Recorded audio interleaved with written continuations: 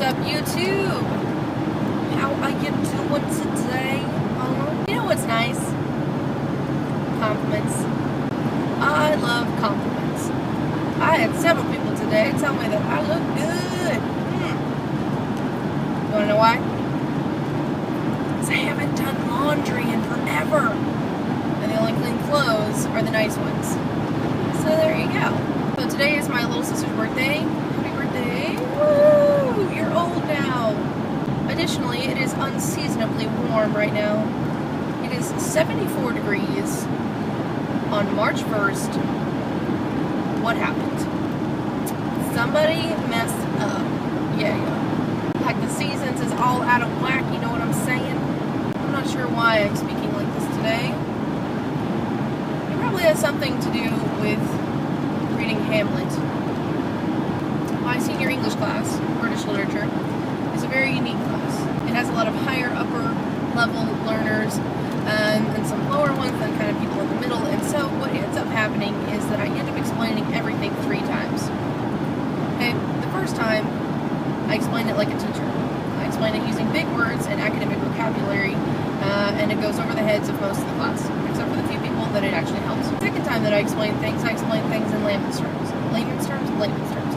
I explain things in layman's terms, and then kind of all of my middle range people get it. But then, in order to pick up on those people who aren't reading Hamlet, they're just like, Hamlet, I ain't reading this. This Shakespeare is crazy.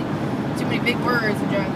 Yeah, to catch those people, I don't have to just speak in layman's terms. I have to ghetto it down. I have to get their attention by speaking ghettoese, or whatever it is that you want to call this. But yeah, it tends to work out pretty well, and it seems like everyone is keeping up with Hamlet. So that was a thing. Ooh, today we had to act out a part. It was very fun. That's my other plan to get them involved in reading Hamlet, is to make them act it out and act out the different parts and get into it that way. Because there's 3 types of learners, or supposedly 3 types of learners that y'all probably heard about. There's visual, audio, and tactile. And so by having that, performance aspect, I'm getting my visual learners and I'm helping out my tactile learners who have to learn by doing. And so it feels like a lot of them are really picking up on it. So that's good, yes. And then of course ghettoese helps the auditory learners a little bit, I guess. Oh man. Well, one of the things that I pride myself on is being a bit of a wordsmith, and I'm not trying to toot my own horn here, but I can turn a phrase. I mean, I really can. And it's something that I've worked on for a long time, and I think being an English teacher just kind of makes it an inherent part of my personality. But English is just so fun. It's so fun to play with, and just manipulating language and creating humor, and so incredible. So that was my little nerd off for the day. English is awesome, and being a wordsmith is great. So there. Oh dear, what was I going to talk about? I don't even know. Do you know what sneakily becomes very expensive very quickly? Buying music legally. I'm addicted to Pandora, and Pandora has wonderful stations that I have handcrafted to have my favorite songs on them. And in doing so, I have acquired a whole new set of songs that I like. As a result, I have started downloading all of those wonderful songs, and I go through iTunes because I actually make money now and can actually pay for them, which is good. So I started doing that, and I was looking at my iTunes bill the other day, and yeah, it was like $12. And I was like, how did I buy so many? How many money is our songs? And so I was very shocked at how much each song was costing and how the overall bill was so high. And yes, I don't mind spending $11 on music, but $11 or $12 on music actually. But it can get a little bit expensive if I do that every couple of days or so. So that's a thing. And I don't want to spend so much on money, but I don't want to download them illegally because I want to support the artists, because I really like their songs and I want them to get money for, providing me with awesome songage. So, there's truck is very close behind me. Truck, you are making me nervous, being so close behind me.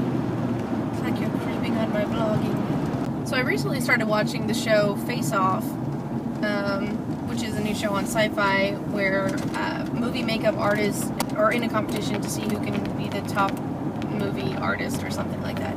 Anywho, I love this show. It's amazing. The art is incredible. I mean, I am just thoroughly impressed with these artists. I mean, week after week they come up with these amazing designs that I could never even imagine, and I love it. Movie makeup is one of my, passions. I haven't done a lot of it, obviously, because I don't make a lot of movies, clearly.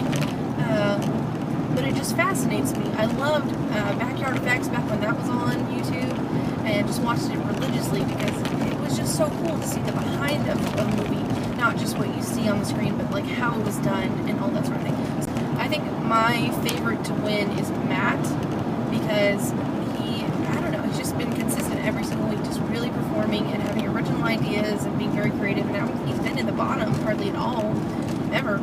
And I was sad to see Becky go this week because I think she's genuinely talented, but she did get a little bit full of herself and really didn't put out the effort that was needed for this week's challenge, which was to create a Tim Burton character.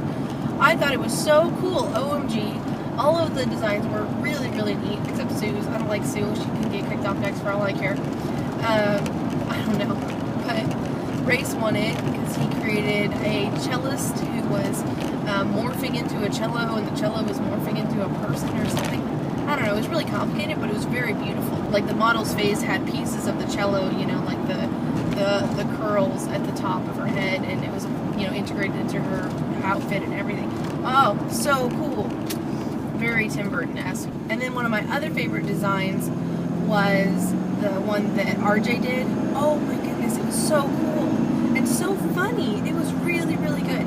RJ had kind of like the last pick on the profession that they got to choose, because they all had to choose a profession and then create a Tim Burton character based on that profession and how Tim Burton would see that character. And so RJ created this bellhop. He had like a chest of drawers, like literally, like coming out of his chest, and it was all full of like ladies' underwear and stuff. And then on top of his hat, he had the little bell. And so all the time, while the judges were, checking out the models and things and looking at the handiwork, he kept ringing that bell, and it was just so funny. If you haven't watched Face Off, you should watch it because it is a wonderful show, even though it does kind of get a little bit dramatic and stupid sometimes. But thank you all for watching, and I will talk to you probably tomorrow.